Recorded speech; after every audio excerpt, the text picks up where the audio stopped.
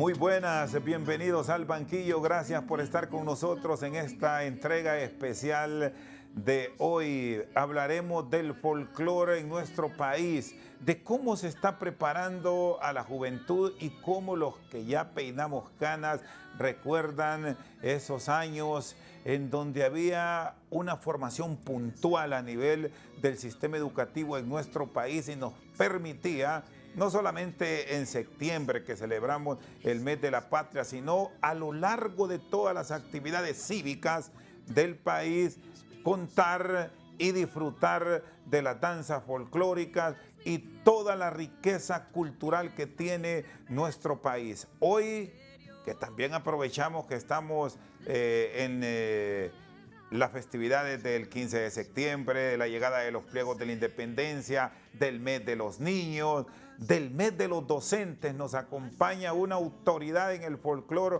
hondureño, el maestro David Flores, coreógrafo y director por mucho tiempo del Cuadro Nacional de Danzas de nuestro país. Profesor Flores, qué gusto saludarlo. Buenas noches, buenas tardes, buenos días, dependiendo cómo nos estén sintonizando en el mundo. Qué gusto que esté con nosotros. Para mí es un gusto enorme, ¿verdad? Siempre para mí es un honor estar en estos canales, especialmente cuando se trata de hablar de la cultura de nuestro país, del folclore de nuestro país, porque es algo que está completamente descuidado y qué bueno que ustedes le dan el pedestal que realmente esto necesita. Bueno, es el autor de lo que muchos estudiosos y hombres de academia consideran como la Biblia de la danza folclórica y de las costumbres de nuestro país. Háblenos cómo llegó a concluir con este trabajo y de las experiencias para finalizar el mismo y qué proyectos hay en un país en donde debemos decir hay muy poco apoyo para este tipo de investigaciones y al final son Quijotes los que entran a conocer cómo hemos evolucionado en materia de cultura, en materia de música propia de nuestro país.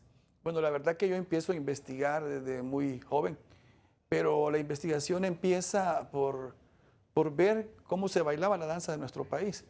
Entonces yo fui haciendo algunas investigaciones y casi siempre me ha gustado tomar fotografías.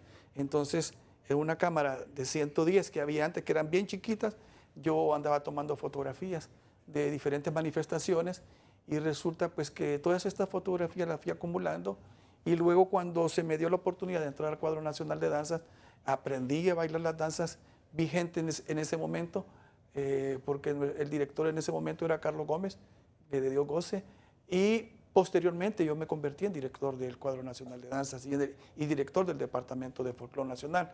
Entonces, cuando yo comienzo con esto de la investigación, prácticamente agarro toda mi fuerza en el año de 1989, 88, yo empiezo prácticamente a hacer mis primeros pininos, pero en el 89 empiezo yo a hacer mis primeras investigaciones ya formales y empiezo en Santa Bárbara y ahí empiezo a recopilar 4 danzas que son importantes de esa región, que es Amor en Pullita, Cachaza con Leche, la Lima y la Piunga.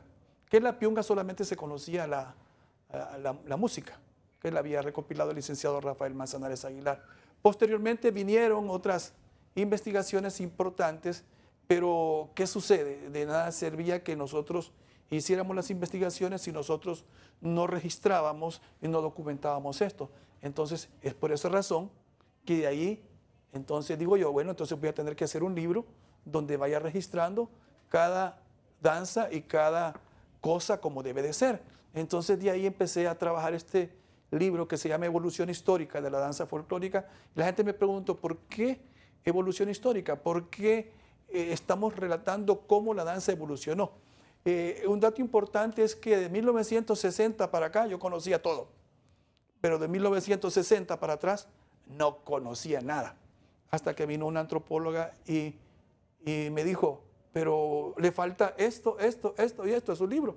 Entonces tuve yo que empezar a investigar, empezar a registrar documentos que hablaran sobre la danza en la época prehispánica y ahí entonces empecé. Bueno, este video que nos acompaña a continuación es de qué época. Esa es la parte prehispánica, esa es la parte maya. Ese es un trabajo investigativo que nosotros hicimos, ¿verdad? Esa es la danza Kinish Yakukbo, que es el primer gobernante de la ciudad maya de Copán.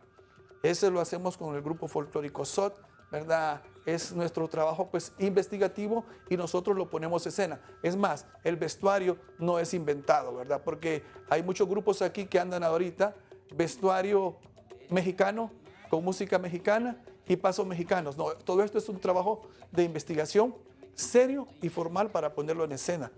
En Honduras la danza siempre ha existido. La música y la danza han formado parte de las ceremonias más importantes de nuestras vidas. No importa si hablamos de garífonas, tahuacas, mayas, españoles actuales o de hace 700 años. Han formado parte todas estas exposiciones de las alegrías, de las ferias populares, bodas, cumpleaños, bautizos, en fin, todo lo que tiene que ver con festividades. Hago esta referencia porque estamos viendo en la actualidad hoy una de quizás de las primeras danzas en registro histórico de nuestro país, David.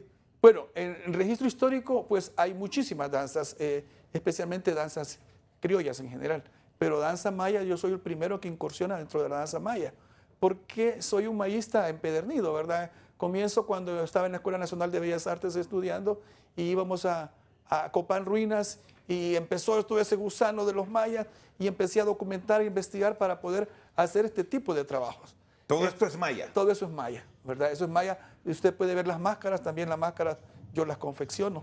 También les enseño a los muchachos de mi grupo a hacer las máscaras, porque como dice usted, uno ya peina canas y uno ya va para el otro lado. Entonces uno tiene que dejar prácticamente acervo cultural a las generaciones que vienen. ¿Esta danza cómo se llama? Se llama Chac, el dios de la lluvia y del trueno, ¿verdad? Hace mucha referencia la cultura maya, aquí lo vemos reflejado en estas explicaciones que nos da el profesor David Flores, a las guacamayas.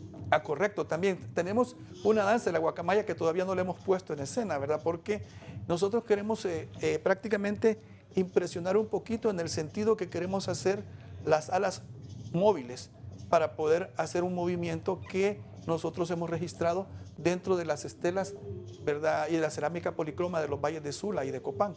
Entonces estamos tratando de hacer una cosa muy bonita para que la gente pues vea que realmente Honduras está lleno de folclore, pero no de folclore, de ese folclore inventado que ha salido últimamente. Y esto es un punto clave porque ahora hay mucho invento, se presentan muchas cosas falsas, ¿no?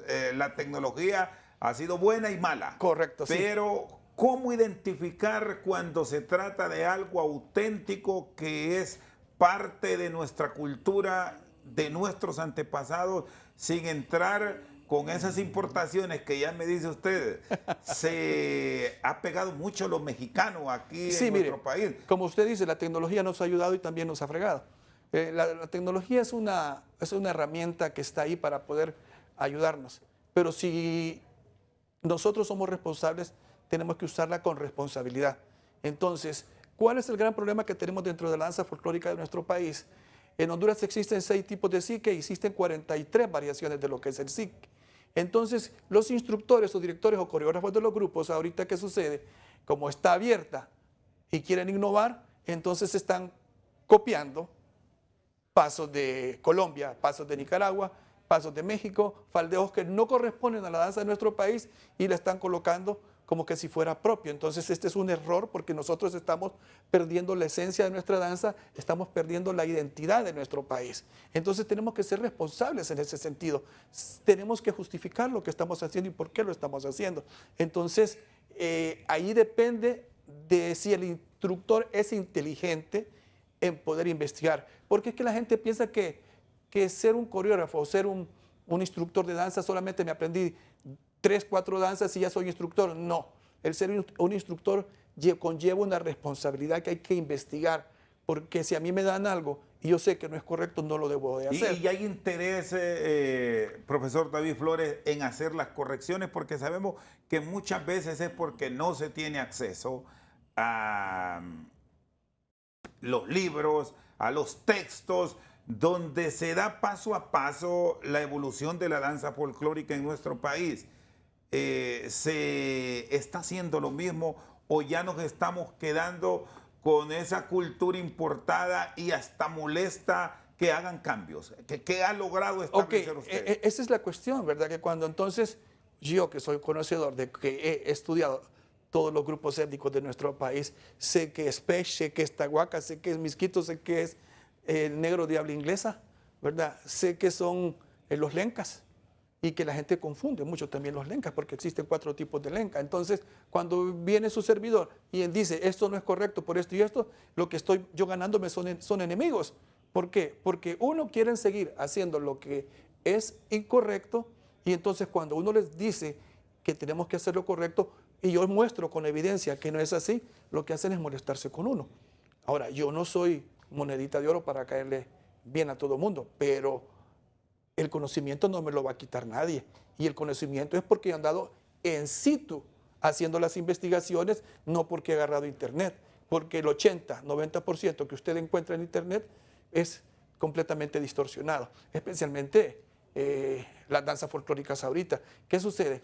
Por ejemplo, hay una danza que andan bailando que es el puro Nayarit de México, que andan pegando un machete acá arriba, otro machete acá abajo y se lo pasan por acá y dan vueltas. Eso no es de la cultura de nuestro país. Esa es de las peores aberraciones que están haciendo los instructores de danza, porque nosotros tenemos que fomentar la cultura, la danza de nuestro país y estudiarla, porque la danza folclórica de nuestro país es sumamente extensa. ¿Y se puede o permite el formato en un escenario determinado? Vamos a ir por partes. Tener lo propio hondureño, y David Flores lo certifica que se trata de cultura propiamente hondureña y que debemos conocerla y al mismo tiempo hacer la aclaración que se va a bailar o se va a presentar una estampa, cuadro de danzas con una actividad folclórica propia de otro país para tener el conocimiento claro, sobre todo ahora que estamos en festividades desde Guatemala hasta Costa Rica. Es que usted perfectamente puede hacer eso, pero usted tiene que ser responsable de decir, esta es una danza de determinado país, ¿verdad? No tenemos el vestuario, pero lo vamos a bailar con el vestuario nuestro y lo representamos como la danza de determinado país. En eso no hay ningún problema, pero también nosotros podemos relatar, por ejemplo, las tradiciones de nuestro país en danza. Pero también tenemos que ser responsables, tenemos que estudiar la tradición antes de ponerla. Por ejemplo, la sucia. La sucia vengo yo y me da la música Manuel Castillo Girón y empiezo a sacar la sucia y empiezo a relatar yo la danza de la sucia y la saco en caballos y todo y se convirtió en danza folclórica, la sucia, pero es una tradición de nuestro país. Por ejemplo, la canción de Mauricio Medina, Tierra Bella. Tierra Bella Mauricio me la dio. Yo le hice la coreografía, fuimos al festival de Masaya, Nicaragua, a presentarla por primera vez. Fue un espectáculo, pero sabemos que no es una coreografía creada en base a investigación, porque yo saco unos arcos y esos arcos son los que sacan los lencas cuando hacen sus peregrinaciones. Y así ciertos elementos que yo coloco ahí, entonces ese folclore ya costumbrista, ¿no? Esta que estamos observando, esta danza... Esa es la danza La Paradora. Esa es una danza de Yuscarán. Esa danza se me dio en el año de 1996 en Yuscarán. Esa es una danza que se repetía y se repetía la música varias veces y paraba. ¿Y qué sucedía? Había robo de parejas y cambio de parejas, que es lo que usted está viendo. Muy bien. Y bailaban y bailaban y bailaban toda la noche y les encantaba La Paradora. Bueno, es cambio de parejas. Correcto. Pero siempre queda pareja, va como sí, tal. Correcto, sí. Varón. Pero también hay una danza que se llama la polca marcada que nosotros recopilamos en lo que es Olancho, que le decían el moto, ¿va? Porque se quedaba sin pareja y todo el mundo se burlaba de él porque tenía que robar pareja dentro del baile. Hay uno que baila solo. Hay uno que baila solo y anda buscando pareja tratando de robar pareja dentro de la danza. Esta es de Olancho, me dice. Es de Olancho, ¿verdad? Muy bien, está con nosotros hablando del folclore hondureño en estas festividades de la patria, el maestro David Flores. Vamos a una pausa, ya seguimos conociendo más de la cultura hondureña.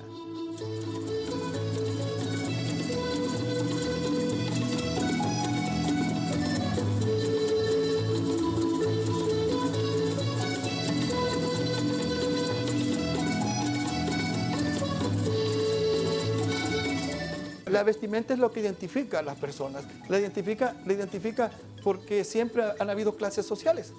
Y entonces, si usted se fija, hay colección de vestuario del departamento de Olancho, pero esta es colección de vestuario de las clases populares.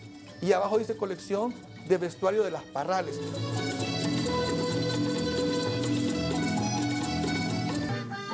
Bueno, aquí seguimos al banquillo en esta entrega especial. Déjeme ese fondo, por favor, porque aquí está el profesor David Flores. Nos dice que hay 112 canciones identificadas como parte del folclore hondureño. Muchos ni las conocemos. Sí, hay bastantes danzas que la gente no conoce, ¿verdad? Pero esto es porque no se le ha dado la divulgación necesaria en los medios de comunicación. Yo tengo entendido que hay un acuerdo que hasta la fecha no conozco que lo hayan suprimido, y es que las emisoras de radio deben de colocar por lo menos una hora de música folclórica o de autores nacionales en cada emisora.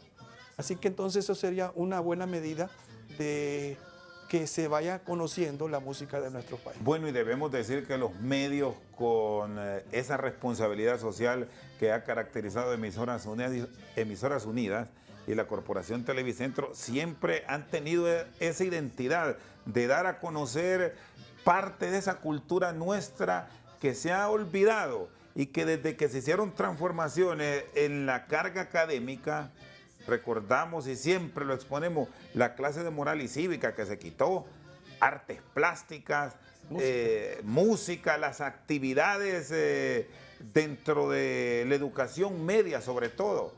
Nos fue aislando un poco, pero es bueno tratar de tener el tiempo y la dedicación del profesor Flores para el rescate. Sí, mire, eso es importante lo que usted acaba de decir. Le voy a contar que el Departamento de Folclore Nacional y el Cuadro Nacional de Danza se formó por acuerdo gubernamental en noviembre de 1956, parece. No recuerdo la fecha exacta ahorita, ¿verdad? Pero estaba adscrito a la Secretaría de Cultura. Adscrito al Ministerio de Educación Pública. O sea que entonces era responsabilidad del Ministerio de Educación Pública divulgar las danzas folclóricas, la música de nuestro país, etcétera, etcétera. Pero en 1975 pasó el Departamento de Folclore Nacional y el Cuadro Nacional de Danzas a la Secretaría de Cultura, que yo considero que fue uno de los errores, porque quienes mantienen la danza en nuestro país vigente, le voy a contar, que somos los maestros. Gracias a los maestros están los actos cívicos, y gracias a los maestros que se preocupan por enseñar la danza folclórica en las escuelas y en los colegios. Y ahora están las universidades que han agarrado bastante auge con los ballets folclóricos que están formando. Es decir, que aquí un retorno al pasado sería favorable y ustedes lo respaldarían para tener un mayor impulso. Claro que sí, porque la educación es lo básico. Mire, ¿cómo yo quiero mantener una costumbre, una tradición? Tengo que enseñarla en las escuelas y los colegios. Entonces, que el Departamento de Folclore, el Cuadro Nacional, pase a la Secretaría de Educación, y entonces el Departamento de Folclore va a capacitar ¿a quiénes? A los maestros. ¿Por qué a los maestros? Porque los maestros son los que hacemos efecto multiplicador con los alumnos. Entonces nosotros vamos capacitando, vamos enseñando y vamos abriendo nuevos instructores y vamos abriendo nuevos bailarines. Y yo siempre he dicho, Chendo, que lo más importante para mí, y ojalá que no me vaya a morir sin que algún diputado lo vaya a proponer en el Congreso Nacional, que declaremos el psique como baile nacional. Declarando el psique como baile nacional, entonces se va a enseñar en las escuelas, universidades, colegios, etcétera, etcétera, y entonces va a haber la necesidad de que estos instructores, que conste, aquí no hay una academia y no hay quien reconozca a los instructores como tal. Los instructores son hechos por vocación, son hechos empíricamente. Usted me dice a mí, ¿dónde me formé como instructor? ¿Dónde me formé como director? Pues, discúlpeme, yo soy un autodidacta. He tenido la responsabilidad de estudiar y de estudiar a profundidad, y he tenido la oportunidad de viajar a otros países y de capacitarme. Entonces esa es la ventaja que yo llevo sobre muchas personas, ¿verdad? Porque usted sin el estudio no es absolutamente nada. Y ese es un gran problema aquí y debemos decir que no es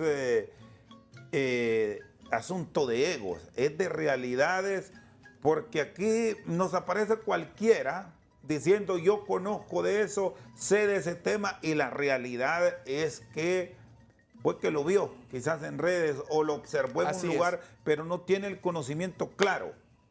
Por ejemplo, díganos, profesor, ¿cuántas, en qué sitio de Honduras es donde encontró la mayor cantidad de danza propias de la idiosincrasia nuestra? Ok, la mayor parte de danzas que yo he encontrado he sido en San Andrés Ocotepeque, en Intibucá, Santa Elena La Paz, San Esteban Olancho, ¿verdad? Y parte también en Choluteca, en Fray Es decir, Lázaro. mucho en el occidente de Honduras. Claro, porque son los que prácticamente han mantenido con mayor arraigo sus costumbres y sus tradiciones. En el caso de Olancho, por ejemplo, era una zona Pech, el Valle de Agalta, y los Pech fueron siendo sacados por los criollos y ellos se fueron a las montañas, al carbón, pero la mayor parte de costumbres y tradiciones se practicaban en San Esteban. Por ejemplo, la danza del esquipuleño lo hacían cuando traían al santo de Esquipulas o se iban en procesión con el santo de Esquipulas. Entonces, y hay bastante historia, hay bastante historia. Toda danza que nosotros hemos recopilado tiene un historial. El historial es lo que nos da la referencia y la validez de por qué existía esta danza. Bueno, está la música y también está el baile. ¿Cómo es ese convencimiento, sobre todo con los adultos, para conocer propiamente de los movimientos y luego trasladarlo a otras generaciones? Mire, eso es de lo más interesante. Cuando yo empecé a hacer mis primeras investigaciones, alguna gente se dio cuenta, y especialmente en Olancho se dieron cuenta, y después los viejitos nos andaban buscando para darnos información, porque decían, mi abuelito bailaba de esta manera, mi tatarabuelo me enseñó esto. Entonces así fue como nosotros, junto con el profesor Luis Gustavo Castellón Ochoa, en el municipio de San Esteban, por ejemplo, ahí mire, ahí estamos en el municipio de San Esteban. La señora me está dando unos pasos, allá están los músicos, mire, con puro acordeón y guitarra. Nos están dando parte de los pasos y de una danza que se llama la danza El Conejito. El Conejito Sí. es de San Esteban Olancho. Sí, es de San Esteban Olancho, ¿verdad? Y los músicos, no me lo va a creer lo que tuvimos que hacer nosotros. Tuvimos que ir hasta delante de Hualaco para poder atraer esos músicos, porque esos músicos son músicos empíricos, son filarmónicos, como que les dicen, ¿no? Y entonces ellos han aprendido la música de sus padres, de sus abuelos. Y usted le pregunta en la entrevista al señor y me dice, no, esta me la enseñó mi papá y esta es antigua. Ellos dicen antigüe, ¿verdad? Son música antigua. Entonces ahí me están dando la coreografía, me están dando los pasos. O sea que cuando yo monto una danza, yo no me invento pasos, no me invento figuras. Lo único que hago es arreglar una figura encaje con la otra para poder realizar la danza. Pero sí, la música es pura, los movimientos son puros. Vamos a ver, producción, no sé si tenemos audio para ponerlo también. Vamos a escuchar. Entonces esta es muestra y evidencia que nuestro trabajo no es un trabajo inventado. Ahora, pasamos al otro punto también, que es parte del rescate de los valores nuestros, de el pasado para adaptarlos a nuestros días, la vestimenta. Porque ese es otro cuento dentro del folclore hondureño. Eso es un tema súper extenso. Y no estar inventando porque, bueno, ahora hemos visto y se entiende, cuando no se tienen los recursos, pero eso se explica. Van a bailar con pantalón tipo jeans, que lo hacen con pantalón de caqui porque no se tiene el recurso. Pero aquí les vamos a mostrar y vamos a ir explicando paso a paso sobre la vestimenta, porque también es propia de cada uno de las presentaciones. La vestimenta es lo que identifica a las personas. La identifica porque siempre han habido clases sociales. Y entonces, si usted se fija, hay colección de vestuario del departamento de Olancho, pero esta es colección de vestuario de las clases populares. Y abajo dice colección de vestuario de las parrales. ¿Quiénes eran las Parrales? Las Parrales eran unas hermanas muy famosas en el municipio de San Esteban. Hacían las fiestas en el caserío Los Ángeles, adelantito de San Esteban, y se iban para allá, y la gente decía, ahí vienen las Parrales, ahí vienen las Parrales. Era gente que tenía un poco de dinero, más que era de más. ¿Y qué sucede? Ellas iban con 2 o 3 vestidos, cada una de ellas, y se cambiaban 2 o 3 veces en la mera fiesta. Entonces cuando a uno lo miran con una ropa en la mañana y lo miran en la tarde, ya te pareces a las Parrales, vos le decían a uno, ¿verdad? Entonces, ahorita le voy a contar, Chendo, en punto de acta quedó reconocido en el municipio de San Esteban Olancho todos los vestuarios como patrimonio nacional por voto por unanimidad en el municipio. Acabo de entregar a la Secretaría de Cultura yo todo lo que es esta colección de vestuarios y las fotografías y la evidencia de toda la investigación para que sean ya reconocidos en el Departamento de Folclore Nacional, o como el Departamento de Folclore Nacional dejó de existir en el 94 con la transformación que hubo, pero la Secretaría de Cultura, pues ellos son los que... Bueno, este vestuario de las Parrales es falda y blusa, Sí, ¿es así? correcto. Y pantalón y camisa Sí, para correcto. el caballero. Así, mire, por ejemplo, mire, esos son, usted puede ver, usted dice, ¡ay, esos dibujos! Me dice, ¡qué bonitos son! Esos dibujos, pues gracias a Dios, Dios me dio la bendición de ser egresado de la Escuela Nacional de Bellas Artes y todo eso yo lo dibujo, yo lo hago. Y los colores prevalecen mucho lo primario. Sí, mire, prevalece... ¿Por qué? Ok, a la gente le gusta verse y la mejor manera de verse es por medio de los colores. Entonces eso es característico casi en todo el país. Y hay algo muy importante también, le voy a contar, que en 1857 por ahí vino William Wells, un señor americano, a hacer todo un recorrido para ver lo que es la minería en nuestro país y recorrió casi todo el departamento, casi todo el país. Vino desde Choluteca, desde el Tigre, hasta pegar hasta Olancho, y él registró y explica en su libro, él dice, la gente de Honduras y la gente de Olanchos es la gente mejor vestida. ¿Por qué? Por el comercio que tenían, que venía de Trujillo, de Puerto Cortés, y era la gente mejor vestida. Don Melo, como le decían al señor que vivía en Caserío Los Ángeles, que era el organizador de las fiestas, ese señor el que iba a traer las telas a Trujillo, y él las llevaba y traía los vestuarios también, y la gente confeccionaba sus vestuarios. Telas españolas. Sí, españolas, brocadas, con encajes, con trencillas. No necesariamente era manta como se observa ahora. Sí, es que la manta cruda fue a comienzo de la época colonial, entre la época prehispánica y comienzos de la época del tiempo de la colonia. Después fueron importándose de Holanda, de Francia, de Norteamérica, Belice y especialmente de La Habana, Cuba, las telas y las trencillas y las cintas, que le llamamos nosotros cintas mantequillas. ¿Cómo yo me he dado cuenta de esto? A puro estudio, ¿verdad? Por medio de libros donde están y me dicen fechas, y en el libro que yo estoy escribiendo estoy colocando todas estas fechas para que queden registradas y queden como referencia para que la gente se dé cuenta que no son inventos. Muy bien, está con nosotros el profesor David Flores, experto en folclore hondureño, aquí en esta entrega especial de Al Banquillo. Pausa, ya regresamos. Especialmente de las bombas que son ricas, ¿verdad? Y hay algo importante, que lo importante era que quien no contestaba una bomba en una fiesta, la fiesta se terminaba. Entonces la gente tenía que tener mucha astucia.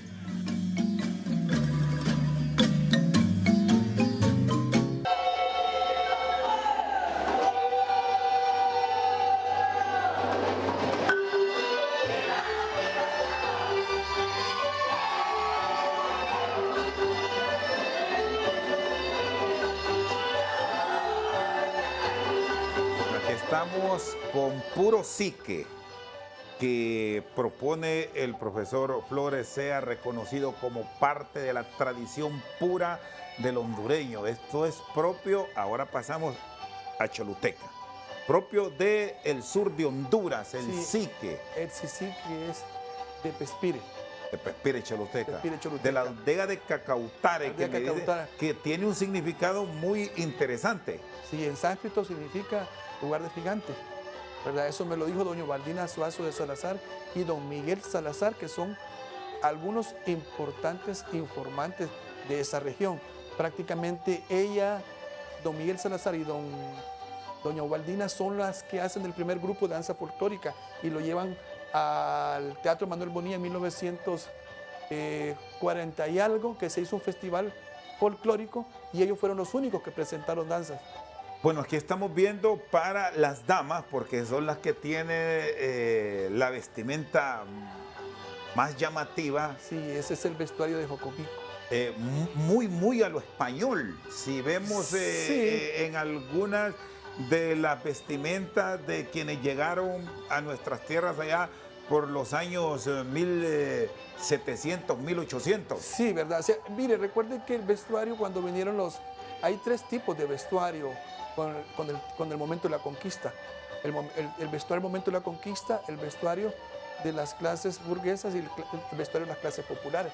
Siempre han existido diferentes, ¿verdad?, clases populares, diferentes clases, perdón, disculpe. Y aquí, en este caso, por ejemplo, ese es el vestuario de Jocomico. Ese lo informó doña Tania Pinto de Morán. Nos lo llevó a nosotros en el año de 1990 a la Secretaría de Cultura, pero ella la recopiló en el año de 1987. Bueno, vamos a ir por parte. El calzado, se habla mucho de usar lo que nosotros popularmente conocemos como caite. Los caites o las sandalias. ¿Era así o cuál era la realidad? Mire, la realidad más bien era que la gente del pueblo bailaba descalzo. Los que tenían un poquito más de dinero usaban caites y ya los que ya conseguían un poquito más de dinero se calzaban, entonces usaban zapatos. Por esa razón es que a veces diferentes vestuarios se pueden usar o con zapatos o con sandalias, porque mire, en esto de la danza, si usted se fija ahí, los vestuarios antes y ahora y nunca nadie se ha uniformado para bailar. El hecho de hacer un vestuario igual es para que se mire vistoso, para que se mire parejo, pero todo mundo se viste de acuerdo a sus posibilidades y va de acuerdo a cómo él quiere ir. Si usted se fija, mire su corbata, qué bonita, su saco, míreme a mí cómo ando yo, ¿verdad? Entonces, elegante, muy bien. Sí, pero nadie se uniforma para ir a bailar. O sea que al momento del montaje sí vale hacer la revisión y vamos a usar esta presentación bajo el contenido, que no importa cómo ande, simple y sencillamente usted va a bailar porque se va a divertir. Que esté muy bien. Usted va a bailar porque se va a divertir. A eso iba la gente. Y la gente va a divertirse. Y esto se ha acostumbrado incluso hasta en el baile y la fiesta tradicional, porque vemos que las damas, sobre todo las damas, van a la fiesta muy bien presentables, elegantes, pero ya en las primeras piezas, hablando de lo tradicional. Reiteramos, están muy bien, pero a medida van desarrollando sus actividades a lo largo de la noche o en el día, terminan bailando descalzas. Descalzas, correcto. Entonces, eso es lo que sucedía también con una danza que yo recopilé, que se llama el zapateado de copal. ¿Verdad? ¿Este es de dónde? El zapateado de copal. Es de Choluteca. ¿Qué sucede? Es prácticamente dentro de una fiesta una competencia entre bailarines. Comienzas bailando con su compañera, pero el bailarín quería verse más que el resto de los bailarines. Entonces empezaba a hacer piruetas con el pañuelo, pasándose el pañuelo y brincando sobre el pañuelo. A tal grado que entonces empieza la competencia y empiezan a hurgarse a ver quién lo hace. Aquí lo tenemos, mire. Ahí vamos a ver, ahí está. Ese es el zapateado de copal. Mire, esa es una muestra del zapateado de copal. Esa danza yo la recopilé, ¿verdad?, en Copal Arriba. Me acompañó el padre Jesús Valladares y el periodista, adivine quién, César Silva. Esto es Choluteca. En Choluteca. Y del caballero, en casi todas las danzas lo típico es el sombrero. Sí, pero fíjese que ¿Esto es real o lo hacen como parte de una presentación que en algún momento les cubre del sol, de la lluvia? Sí, es que mire, cuando va usted a una fiesta, si usted se fija, en las fiestas casi nadie baila con sombrero porque le estorba, especialmente que antes se bailaba pegado. Y cuando se bailaba pegado, el sombrero estorba porque uno lo que quiere es estar cachete con la compañera. Sin embargo, en algunas comunidades sí lo hacían. pero la generalidad era que no bailaban con sombrero. Es más, no bailaban con machetes. ¿Por qué? Porque eran prohibidas las armas blancas. Hay un acuerdo gubernamental de todo el país desde 1857, que yo lo encontré, donde solo los empleados de gobierno podían andar con armas. No se permitía ni armas de fuego, ni cuchillos, ni machetes, y mucho menos andarlos en fiesta. Entonces, bueno, ahí a lo largo de la historia encontramos a los inicios del siglo pasado, incluso que las ondas eran prohibidas. es correcto, ahí está, mire, en ese artículo que yo encontré, me quedé con la boca abierta, entonces me doy cuenta que muchas cosas y algunos fragmentos de la danza de nuestro país nos han hecho creer que tenemos que bailar con machetes. Sí, bailar con machetes es incómodo. Ahora, pero otras presentaciones que los vemos con cumbos. Pero mire, eso sí es que mire, no, tampoco usted va a ir usted no va a ir a bailar con un delantal a una fiesta. Usted ha visto que le ponen delantal, hacen cumbo, esas son estampa folclórica, Es decir, que es diferente. Inventos que no van a la Es realidad correcto. del país. Entonces, por eso vuelvo a explicar a lo que hablamos anteriormente. Si el instructor ve a presentar una estampa folclórica o una tradición, tiene que decir, esta es una tradición, ¿verdad?, que nosotros la hicimos danza y la estamos representando folclóricamente. Entonces hay que tener esa responsabilidad. Y las bombas. Las bombas es de las cosas más hermosas que nosotros Esas tenemos. sí Esas deben estar sí. presentes. Sí, por ejemplo, acá. ¿Cómo y cuándo surgen? ¿Dónde las encontró? Porque hay Sí, mire, las bombas eran de encantos sí, a desencantos. correcto. Las bombas eran sátiras, ¿verdad?, que se utilizaban o para enamorar o para degradar a la compañera o al compañero. Por ejemplo, dice, cásate con Joan Acleta. Dice, polladitas que nos conocemos. Dice, cásate para que paseemos en burro. Y señala, en burro, dice, o en bicicleta, va. Entonces la mujer contesta, ni lo quiera San Benito, dice, para andar como maromera. Dice, mejor me quedo soltera, vistiendo cualquier santito porque no le gustaba, ¿verdad? Y así va un montón de tradiciones, especialmente de las bombas, que son ricas, ¿verdad? Y hay algo importante, que lo importante era que quien no contestaba una bomba en una fiesta, la fiesta se terminaba. Entonces la gente tenía que tener mucha astucia, ¿verdad? O para contestar, responder a quien le tiraron la bomba, o el compañero tenía que responder, porque si no, la fiesta se terminaba. Bueno, hay unas que ya están montadas, pero otras surgieron parte de la invención. Del que era listo o la dama que era lista, es que tenía que impresionaba en medio de la fiesta. Correcto, y entonces así se iba alargando la fiesta, además de también era una forma de hacer más amena la fiesta. ¿Y quiénes son mejor para las bombas? Usted que es maestro en esta área, que lo sorprenden, porque reiteramos, se vale la inventiva. Claro que sí, esa se llama creatividad en la danza, creatividad en el baile, están ellos. Y si usted me dice, vos sos feo, y entonces le contesta, no, vos sos requete fea. Y así van surgiendo un montón de cosas dentro de la danza folclórica que se vuelve una danza dinámica. La danza folclórica hondureña es dinámica y es rica. Por esa razón me duele y me da tristeza cuando ahora los grupos de danza se quitan el sombrero y andan bailando con sombreros, y eso no existe en la danza folclórica de nuestro país. ¿Me explico? Entonces están inventando cosas que no son correctas y que nos están haciendo perder la identidad de la danza. Muy bien, vamos a ir a la pausa. Después vamos a revisar Francisco Morazán y lo que ha encontrado en estos procesos de investigación el profesor David Flores, y también de otras danzas, más allá de lo que nos han dejado nuestros antepasados, los lencas, los tahuacas, los pech, los misquitos. También tenemos danzas garífunas que forman parte de nuestra cultura. Ya les hablamos de ello.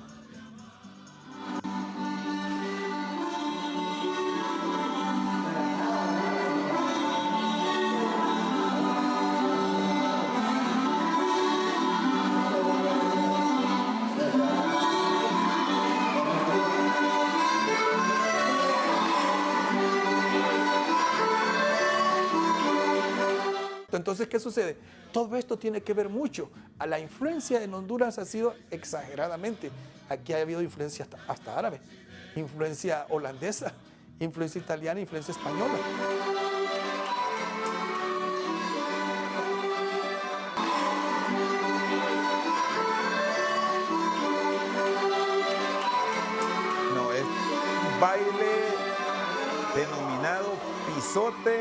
encajado. Para que usted imagine el pisote, que es un animal de nuestra fauna. Hay mucho en el interior, comen maíz. Los campesinos deben saber los dolores que le generan los pisotes, y seguramente ese pisote corrió y se quedó encajado. Ese es ese baile. Ese es ese baile. La señora nos llegó a buscar y nos dijo, yo me hacía una danza y la música lo tiene el fulano de tal. Conseguimos la música y ella empezó a darnos la danza y empezó a darnos la coreografía.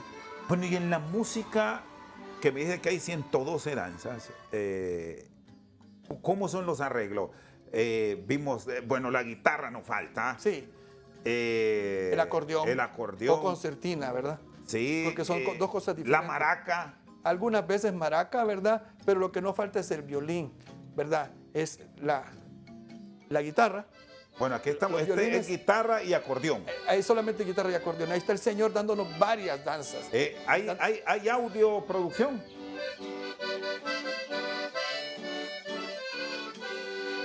Esa se llama Mi Niña, creo.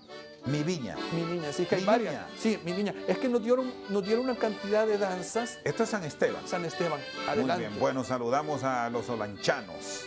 Con van a estar felices mucho que aportar a la cultura nuestra. Quiero ilustrar ahora la última recopilación de vestimenta de Francisco Morazán. Si nos ayuda producción para que el profesor Flores nos vaya describiendo de estos atuendos preciosos. Vestuarios de las clases populares de Francisco Morazán.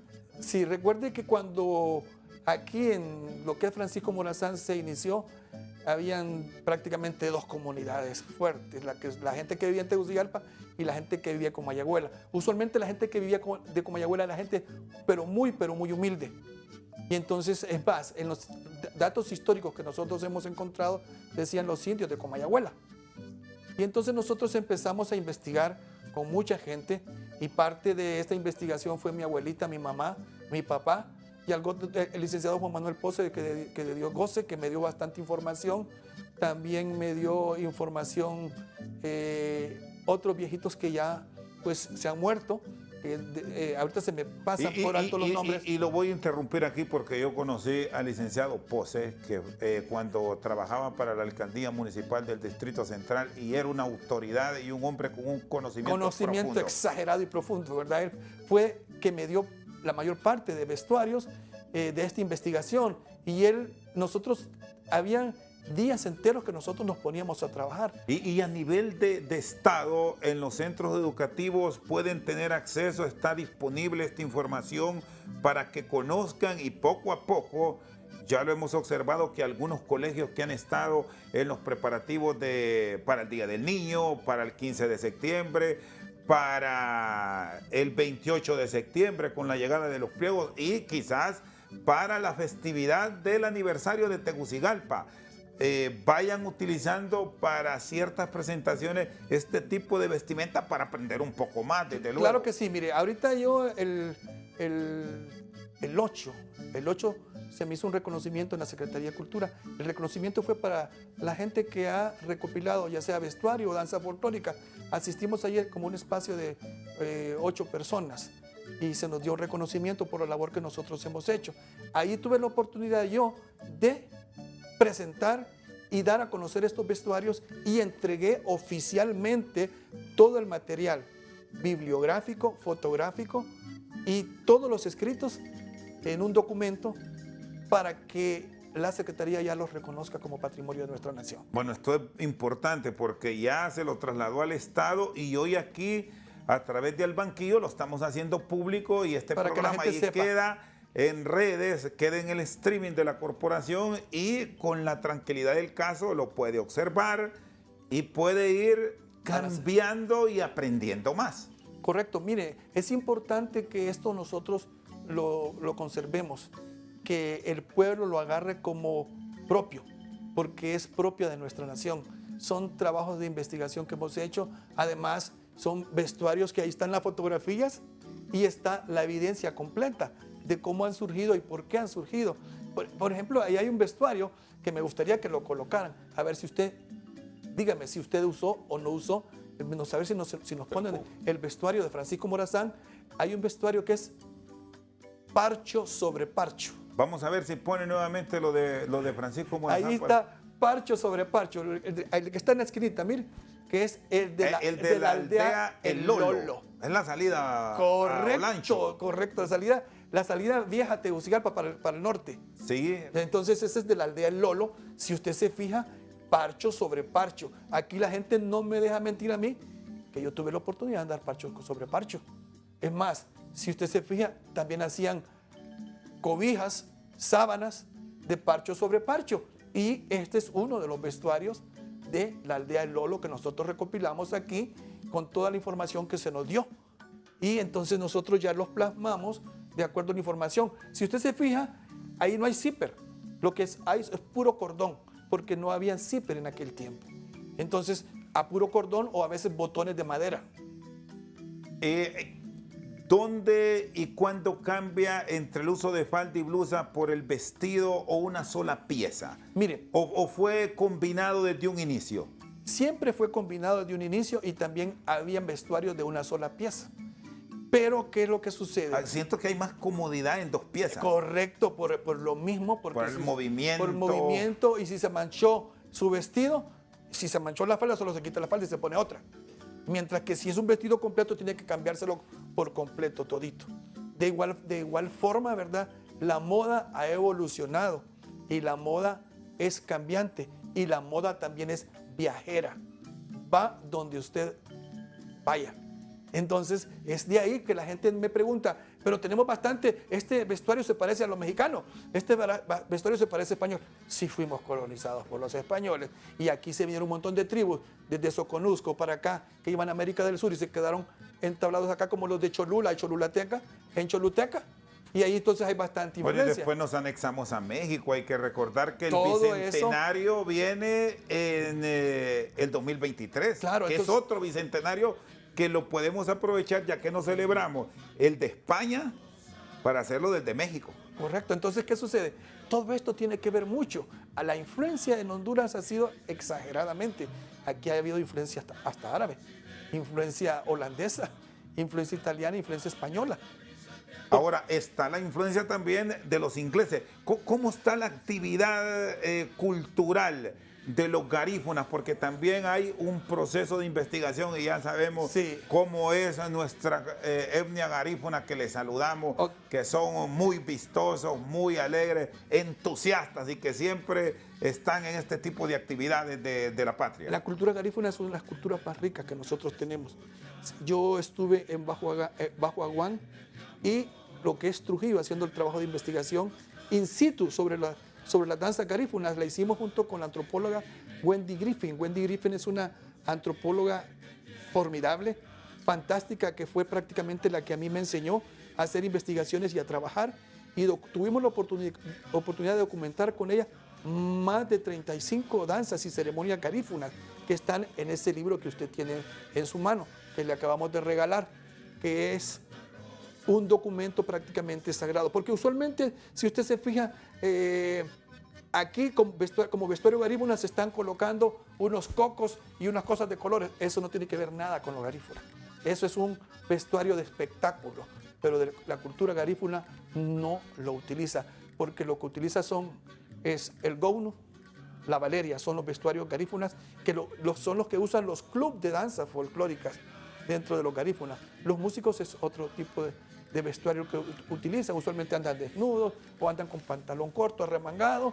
Y también está lo que es indio bárbaro, que comienza del 5 de diciembre y termina el 6 de enero, que son danzas garífunas prácticamente religiosas.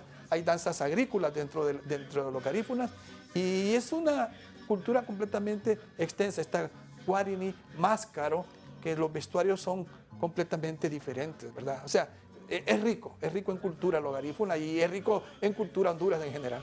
Bien, le agradezco, profesor, por su tiempo y felicidades también en el mes de los maestros, en el Día del Maestro, este 17 de septiembre. Un fuerte abrazo a todos los mentores, a quienes han contribuido a lo largo de los años a la formación de hondureños buenos.